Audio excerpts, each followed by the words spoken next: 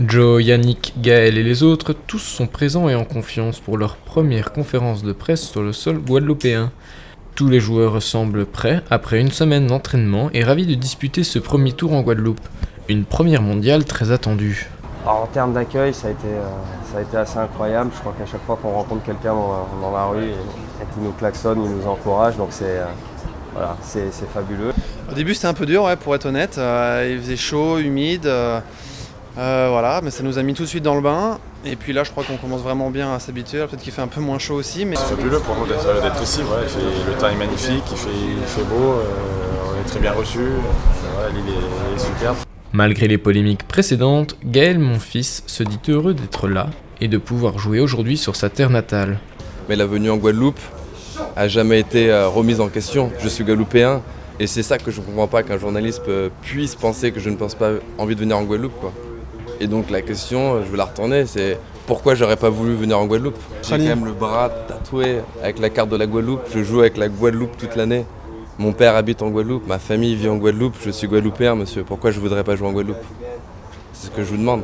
Par contre, le joueur de tennis, il dit une option que c'était un peu compliqué forcément, mais depuis novembre je sais que je joue en Guadeloupe et j'ai toujours dit que je voulais jouer en Guadeloupe.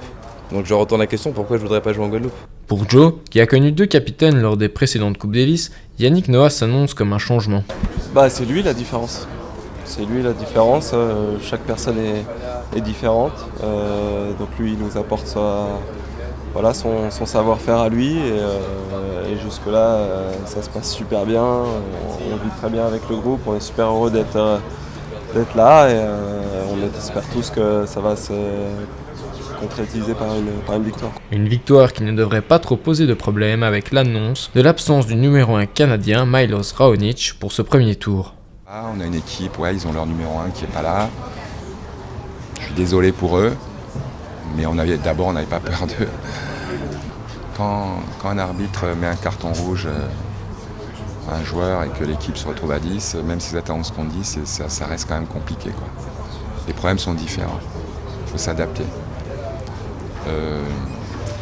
Ils ont leur numéro 1 qui n'est pas là. Leur numéro 1 il est 13e mondial. Moi j'ai un numéro 9 mondial et un numéro 10. On est plus fort qu'eux, quoi. On est plus fort qu'eux, avec ou sans. Alors peut-être qu'il y a des gens qui viennent à un match de tennis pour voir un spectacle. Moi je suis pas au spectacle là, moi. Ça c'était avant. Moi je veux qu'on gagne n'importe qui, contre n'importe qui. Parce que même si on va jouer vendredi contre des gars qui sont moins bien classés, à quoi ils pensent?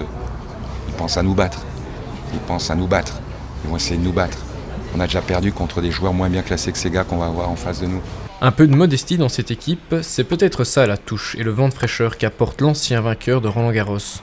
Et enfin, si vous espériez croiser Tsonga ou un autre membre de l'équipe au bord de la plage, cela ne sera malheureusement pas le cas.